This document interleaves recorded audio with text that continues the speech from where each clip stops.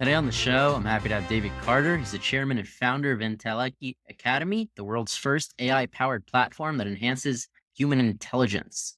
David, how many employees do you have now in the company? We've got 20 in the UK who all work remotely. Those 20 people live in 19 different counties, so we're really spread out. And we get together once every 2 months for a whole team off-site, so we can all meet up in person. And we've got 15 people in our development team in India. Very cool. And then you guys raised some money for this venture. So what was the first round? And now you're in round two. We've raised so far £6 million. 1 million of that was what we call round one. And there's a story, perhaps we can talk about that later.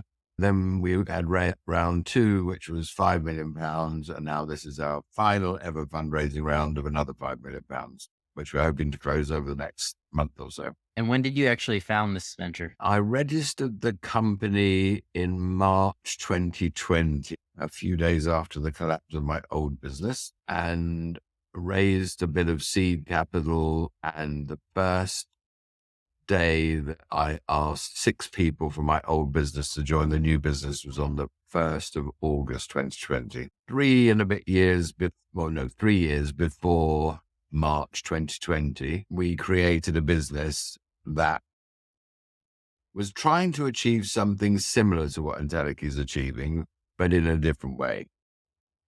And on the 1st of February 2020, we had a commitment letter signed by an investor who'd already put £1 million into our company and a business associate of his to both put up £1 million more each. And completion was set for Friday, the 13th of March at 2 p.m. And I turned up at the lawyer's offices, hopefully to be told, well, all the contracts are signed, we'll transfer the money, blah, blah, blah. And unfortunately, the investor said, oh, this COVID thing's turned up and we're sure it's going to blow over in a week or so, but let's just delay for a week or so, see what happens. And we had signed 2 contracts that were going to guarantee us 5 million of revenues and 2 million of profits in our first year. It was going to be a sensational launch. And unfortunately, as we all know, COVID didn't blow over in a week or so. It stuck with us for 3 or 4 years.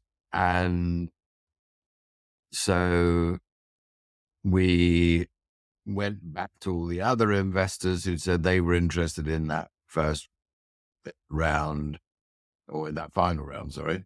And they all said, oh, COVID's come along, we want to wait and see what happens. Anyway, the sad part of the story is that after 3 or 4 months of trying a plan B, a plan C, a plan D, everyone had put their hands in their pockets and said, sorry, COVID's come along, we can't invest in anything at the moment. And so we had to put the company into administration. 30 people lost their jobs. 30 investors lost all of their money. And a few months later, one of the investors, who was also a non-executive director, knocked on my front door one Friday evening because he was at a business meeting around the corner and said, let's take the dog for a walk and have a catch up. And how you doing? I think they were all worried I was going to top myself with everything that had happened. And are you going to try and rescue the business? You're going to have another go? What are you going to do?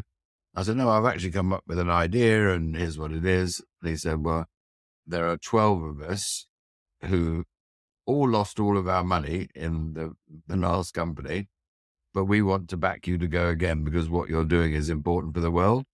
And so the most humbling thing I've ever been through is the demise of that business and everyone losing their job and their money. But I think the most validating thing I've ever been through in my life is initially 12 and eventually 17 of my old 30 shareholders who lost every penny, put money into that £1 million seed round to get us launched with a new business, which was amazing. Yeah, it's almost unheard of. I was in venture capital many years ago, 30, 40 years ago. And I had a brilliant chairman who used to say to me, back the man, not the plan. And I think I was the beneficiary of that when initially 12 of my old shareholders said, we don't blame you, we blame COVID. It was a brilliant idea. what do you want to do that's different this time? And I explained what I wanted to do differently. They said, it's great. You're a man on a mission. We'll back you. And so having lost everything, they backed me again, which was amazing. And eventually, as I said, 17 of my old shareholders came into this company.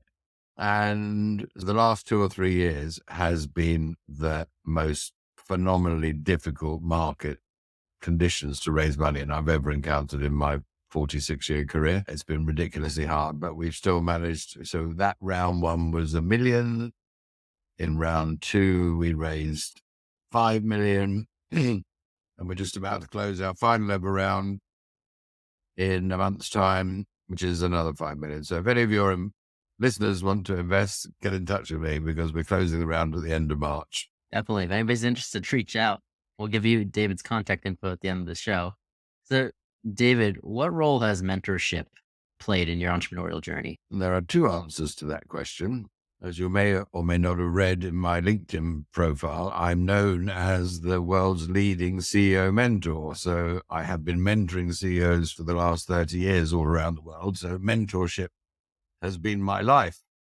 But I was also fortunate enough to have a couple of people who I counted on during my career as mentors to me. And go right back to the beginning of my career. My first 10 years was in investment banking. I worked all around the world for 2 banks. And I had 3 absolutely amazing bosses who were mentors, one of whom I was in touch with until as little as 5 years ago when he was in his mid-80s. And I still saw him once a quarter for lunch. And he was the one who said, back the man, not the plan. But when I set up Merrick, my mentoring company, which I had for 20 years, I met at a conference, amazing, wonderful Swedish, I beg your pardon, guy who built up a professional services practice all around the world. And he was my mentor for 14 years. And with all that experience in mentorship and building these businesses, what did you find the importance was with a startup in building out that sales pipeline? You can have a great product, you can have a great team, you can have a great everything. But if at the end of the day, no one wants to buy it or pay for it, you haven't got a business at all. And our product was only built and finished and ready to be sold in the middle of October last year. And since then, we built up a £3 million sales pipeline with 168 companies with a marketing team of 1 and 1 salesperson.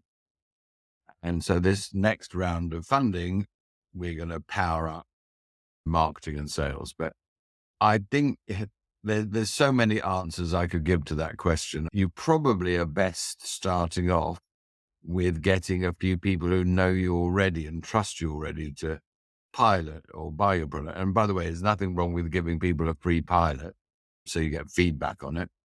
But in terms of actually invoicing people and starting to generate revenues, I think have 100 people that you know make introductions to people that they know who like the sound of what you're doing. And if you end up closing 10 of those 100, service the hell out of them, really look after them, over deliver, and also say to them, look, we're a startup. This is a digital product. It's a tech product. It'll have bugs and things. And so help us make it perfect. But what you're selling them, as well as the product or service, is the vision for what it can do to transform their people's lives. And I think if you're Microsoft or Apple and you launched a new product and it didn't work and it was full of bugs, it would be unforgivable. But I think it was Reid Hoffman at LinkedIn had a great quote, which was, if a year after you've launched your product, you're not embarrassed by the MVP, you launched too late. So there's always this tendency, let's wait another month and fix that or do that now. So I think that, and there's my colleagues and I are very different. I'm a whale hunter in the sense that I'd rather go and find an organization with 5,000 people and get them to be my pilot. And they're quite happy selling to organizations with 100 or 200 people. But we've ended up in our pipeline with both. And you don't know what's going to work. You don't know whether it's going to be the 50 to 100 person company that's going to buy our product or the 5,000 employee company. Do both, try both, and then lean into what works. Yeah, I'm a big fan of putting your MVP out to market and letting the users tell you what you're doing wrong. Yeah, exactly. On the over delivering, is that kind of how you've normally set out to start your businesses? I've always, throughout my entire career, had a under promise, over deliver mindset. You've got to promise something that makes your salary justifiable or whatever. But if you're earning 50 grand a year and you'd expect to deliver 6x your salary, then as long as you're pretty confident you can do that, then you ought to tie your bonus. Well, anything over 6x my salary, I want 20% commission or something. And then if you nail it with 500K in sales, then you end up making a fortune at the end of the year and your boss is happy or the shareholders are happy. So I've always had. And so when we put out, we've just finished doing our financial year end is March. We're doing our 1st of April to 31st of March next year budgets. And I've ended up talking to my senior leadership team and saying, we don't need to do anything like that amount of money to please our shareholders. And so I literally, I think almost locked in half their revenue projections and profit projections because we don't need to do that to have a sensational year. Now, I'd much rather come in at the end of the year and say, oh, look, we did 20% more than our budget and made $1 million more profit than we thought. And then you're a hero. Whereas if you end up 5% below your budget in revenues, it's like, oh, they didn't hit their targets. Yeah, but we went from nothing to 4.95 million and we only missed it by 50 grand or something. It's like, so you're better off having a budget of 4 million and achieving 4.5 than a 5.5 million budget and achieving 5. Yeah, so this works not only for your customers, but on the other side with your shareholders. It keeps everybody, it's all about perspective, right? I think the sooner you can stop relying on shareholders to fund your growth and your revenues power your growth, that's the optimum position to be, because then you're in control of your destiny, not a bunch of shareholders. Definitely. So, David, if our listeners wanted to learn more about the tech or possibly invest in this round, how could they do so? My LinkedIn is David C.M. Carter. There's only one of those in the world, so be delighted for people to contact me on LinkedIn. But just go to www.entelechy.academy, and I'm sure you can put those in the show notes too as well. So, but do contact me on LinkedIn, because then if it's about investment or about becoming a customer or joining us as a distribution partner or whatever it is, we've now set up through another podcast I did a few weeks ago, a strategic partner in Canada, one in America, one in Portugal.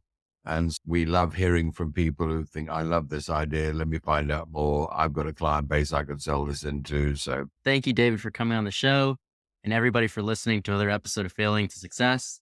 If you like the show, make sure to subscribe. I'm your host, Chad Galecki, and we'll see you next time.